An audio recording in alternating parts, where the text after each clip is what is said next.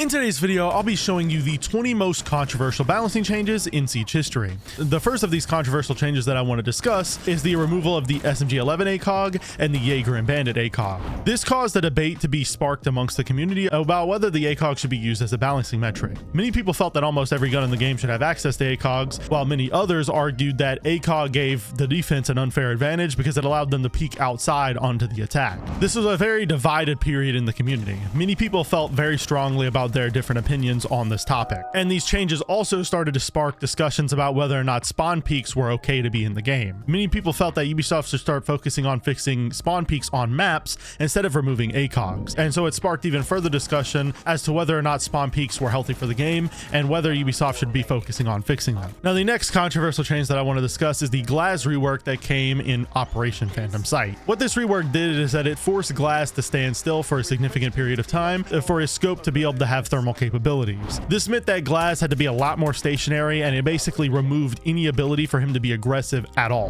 The reason this was so controversial is because many people felt that this rework just absolutely killed his competitiveness, and it kind of did. His pick rate after this tanked, and his usefulness in the meta never really recovered. However, many players, most of which who played in the earlier days of Siege, argued that it was necessary because glass was way too overpowered beforehand. Another major rework that became pretty controversial in the community was the Tachanka rework, which came in Year 5 Season 3 or Shadow Legacy. This rework basically gave Tachanka a brand new gadget. It removed his old stationary turret that he could place down and replaced it with a fireball launcher. This fireball launcher filled a very similar role to something like Smoke's grenades. It stopped the attackers from entering an area of the map by covering it with fire, allowing the Tachanka to slow pushes from the attack and to also hold power position. However, the reason this rework was so controversial is because it redesigned Tachanka, which took away a lot of the memes and community jokes surrounding him, while actually managing to still make him one of the worst operators in the game, because the fireball launcher was too slow and clunky to get use out of, and a lot of the times you'd end up dying trying to use this gadget in the first place. So because of that, many people felt that Ubisoft should have just left him in his original state, so that way the memes could still be alive and he could still be a popular operator in the community,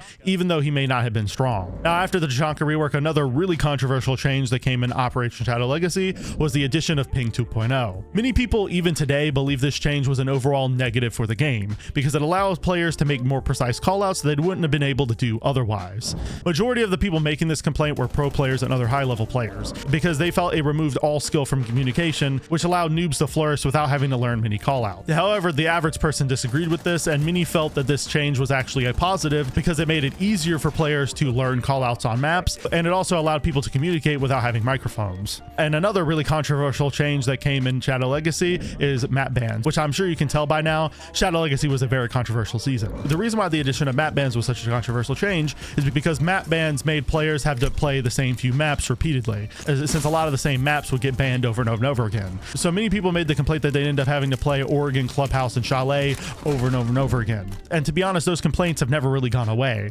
There's still a huge portion of the player base that really does not like map bans and wants it removed. And then there's also a really big portion of the community that likes map bans because it allows them to not play maps that they don't enjoy playing. Now, moving away from Operation Shadow Legacy, the next change we're going to be discussing is the runout timer nerf that came in Operation Neon Dawn. This rework to the runout timer made it only 1 second before you got revealed, and many players had issues with this. A decent portion of the community didn't like the nerf because they enjoyed running out and felt this nerf stopped a lot of fun strategies, and others felt this nerf wasn't enough and that Ubisoft needed to go more extreme with it because they felt any run out was unfair and unbalanced, and so they wanted Ubisoft to make people who run out instantly detected without any sort of timer. This is still somewhat debated today, and it's never really been something everyone can agree on. Some folks really like to run out and wish that the timer was longer. Some folks are fine with it the way it is, and others wish that the timer would just go away entirely and people would just get detected instantly. Now, Operation North Star had a few contributions to this video as well. Gameplay after death, a concept that Ubisoft had tested heavily in the test server, is probably one of the most controversial changes Ubisoft has ever tried to implement.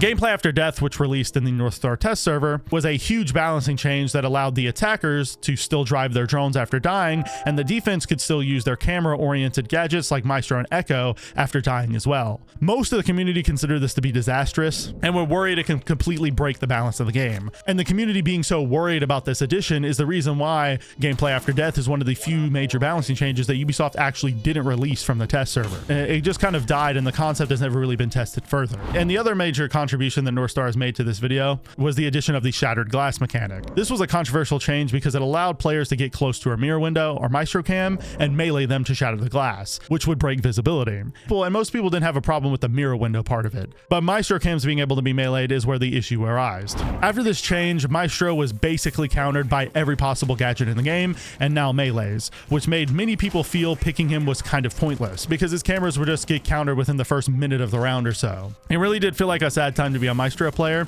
and Ubisoft has never really considered going back on this change, despite it still having such a huge effect on Maestro. Now, next up in Operation Crystal Guard, we have a change that resulted in huge community uproar, and that is the P10 Roni losing 5 bullets. This made many people upset because the community had wanted Mozzie's P10 Roni to lose its 1.5 for a very long time. However, instead of implementing the change that many people expected, the Ubisoft decided to take ammo away from the P10 Roni, which at the time only had 20 bullets, meaning that the P10 Roni now only had 15 bullets per magazine. And since this change applied to all P10 Ronis, this meant that a Runi was now nerfed as an unnecessary side effect of this change. This angered a lot of people, including myself at the time, and I still don't really understand why Ubisoft went through with this idea. Now, in Operation Demon Veil, a change was announced that is still debated today, and that is cameras being disabled after being thrown outside. Now, this change applied to pretty much any camera you could possibly think of: bulletproof cameras, Valkyrie cameras, Echo drones, Maestro's Evil Eyes, and even Mozzie's hacked cameras. And many people felt this change was pointless since there were plenty of counters to cameras being outside already, like bringing IQ, and people felt operators other than Valkyrie were caught in the crossfire. However, there was still a significant portion of the community that didn't enjoy this change and thought it was necessary with the current state of the game because it stopped IQ from being an auto pick at the higher levels and opened up people's lineups to being more unique. And a few seasons later, another controversial change that many people might have forgotten is the addition of Rook's armor having self-revive. It may not seem like it now, but this change was indeed controversial when it was first announced. Many people felt this would make Rook obnoxious to go against and could borderline make him overpowered. There were many tweets and many Reddit posts about people being worried about Rook's effects on the meta going forward. However, others were happy with it because they felt it was healthy for Rook and helped to make him more competitive in the scene. Especially nowadays, this change really isn't debated that much because people have now realized that self-revive really doesn't have a huge effect on Rook,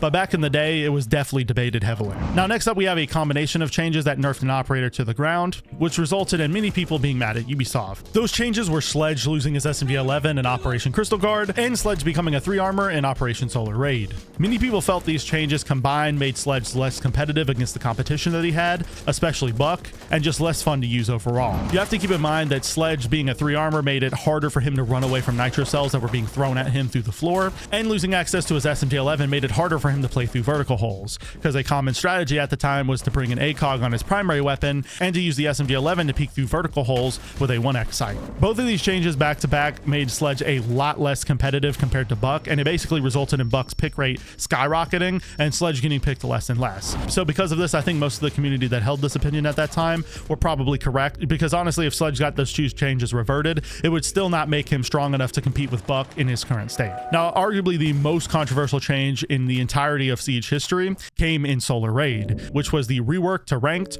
or Ranked 2.0. Ubisoft made this rework with the idea to increase player retention and to improve the matchmaking. However, there are a multitude of common complaints levied towards this system. Firstly, rank no longer being tied to how your match made many people feel that their ranks didn't really matter because it no longer had any importance to their matchmaking. And it kind of just felt to many like this was just a battle pass, since all you were really doing by climbing the ranks was getting access to more rewards. Also, this rework made matchmaking extremely confusing for a wide portion of the player base because players in Copper could end up getting match made with champions. This is still something that content creators and community members of Ubisoft have to explain to newer players, because a lot of them get really confused by this and it's not really explained very well to the average person. This, combined with the fact that games are just objectively less balanced now after Rank 2.0, resulting in many matches going 0 to 4 in one direction, makes a lot of people have huge gripes with the system. Ranked 1.0 was definitely not perfect, and many opponents of Rank 2.0 admit that. However, the opponents of Rank 2.0 argue that the original system was better because it was less confusing and resulted in more competitive matches. Now, another change that came in Operation Solar Raid that was less controversial, but still so, was Twitch losing her vertical grip. This change was hated by a lot of the community because it basically made the F2 uncontrollable for the average player. Without the vertical grip, the F2's recoil was significant,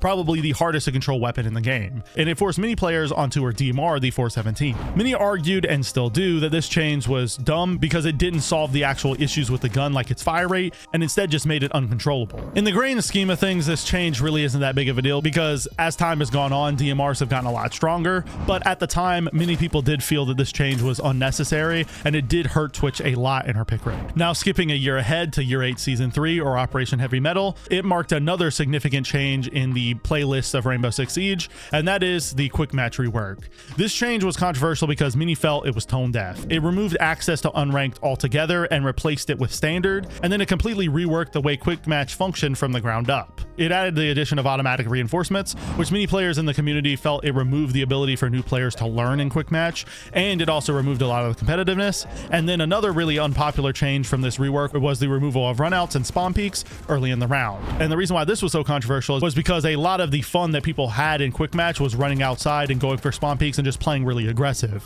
And Ubisoft removing that capability from people in quick match made a lot of people mad and caused a lot of people to just stop playing quick match altogether. To go along with this, Heavy Metal also brought us the Frost rework, probably the most controversial rework that an operator has ever gotten. The reason this rework was so hated because it allowed an attacker to just pull themselves out of a frost mat themselves, meaning that you can no longer place frost mats far away from yourself and you had to be playing near your frost mats, or your teammates had to be playing near your mats to ensure that you got kills from your mats. This change was so hated that it was booed when Ubisoft announced it at their reveal. And many players were frustrated with this addition after it getting booed off the stage. I think now less people care about this rework than they did when it was first announced because it hasn't really affected Frost in any significant way, but at the time a lot of people hated on it. There was a decent portion of the community though that did fight in its defense and argued that the change really wouldn't affect her much, which it hasn't, because of the fact that it rewards the gameplay that most people were already doing, which is playing near her traps. Now moving on to the following season, Operation Deep Freeze, we had a pretty big rework to a fundamental gadget, and that was the frag grenade. This was hated by a significant portion of the community, specifically high ranked players, because they felt it removed a significant portion of skill from the game. The reason why Ubisoft decided to do this rework and remove cooking from nades is because players were going below the bomb site, hiding a drone in the site, and then hopping on it and then yellow pinging someone and killing them from below with a frag grenade. This did require decent timing because you had to know how to precisely cook a nade in a way that would blow up on the floor, but it really wasn't as difficult as many players tried to point it out to be, which is why a decent portion of the community, including myself, felt it was necessary for balancing the game because it made playing on site actually possible, and you no longer had to be worried about a nook or a sledge just going below the bomb site and just killing you out of nowhere. Now, another major rework would come in Operation Deadly Omen that resulted in the community being very split, and that is the shield rework. The shield rework is still having its effects on the community right now, and that's because it's made Montane and Blitz a whole lot more competitive by allowing them to reload behind their shields, throw smoke grenades or other secondary gadgets from behind their shields, and to run up on the defenders while still being covered with their shield in front of them. However, they did remove the shield operator's ability to hip fire, but all the other changes kind of make up for that. The reason this is so controversial is because many people feel this rework has made shields way too strong and has resulted in them becoming nearly impossible to counter, especially when you take into account the nerf to impact grenades damage and radius that has helped shields even further. The balancing of shields many players just feel is all out of whack right now, and a lot of people think that Ubisoft needs to go back and tune down the changes that they made in Deadly Omen. Now, Operation New Blood's recruit rework is disliked for reasons that pretty much no other change on this list is hated for, and that is because many players feel it wasn't even a rework. A lot of players hold the position that it just removed a lot of features and didn't really do anything substantial to the recruit, because the recruit rework removed access to a lot of additional loadouts. It removed the ability for your team to pick 5 recruits at once, which was a popular and fun strategy in quick match and also in ranked. And all it really did in return was allow you to pick any combination of secondary gadgets and to pick them in ranked. It really was just a nothing burger, and that's still how most people feel in the community to this day. Striker and Sentry still really haven't made a huge splash in the meta, and they aren't really operators that people discuss very often because of how mediocre they are. The same cannot be said about the Solace reworks that came in Operation New Blood and Twin Shells, which will go down in history as probably the most significant nerfs an operator has ever received. This rework turned Solace from being the objectively most powerful defender in the game that could see attacker utility through walls, see them planting through the floor, deny drones unlike any other, and had amazing roaming capabilities with her amazing guns, to an operator that was borderline useless overnight. And that is because of the addition of the overclock mechanic and also the huge nerfs to her gadget's radius. These changes making her so weak has resulted in many people being unhappy with Ubisoft's choices towards her balancing, and many felt, especially after the New Blood rework, that Ubisoft should not have gone in for round 2 in Twin Shells and nerfed her again. This is still a debated topic right now because it's extremely recent, so many players have different opinions on this, so we'll just have to see how these changes pan out as time goes on. Anyways, hopefully you guys enjoyed today's video. As always, these videos are strictly my opinion, and if you disagree, feel free to leave your opinions in the comments down below. Also, if you have any changes that you think I missed, also feel free to leave a comment as well, because I'd love to hear from you guys. Now, if you enjoyed today's video, I make these content just like this twice a week, so go subscribe to the channel and follow me on Twitter if you don't want to miss the next upload. If you want to watch another video just like this one, a video will be popping up on your screen right now that I'm sure you all enjoy. I'll see you next time, friends, and peace.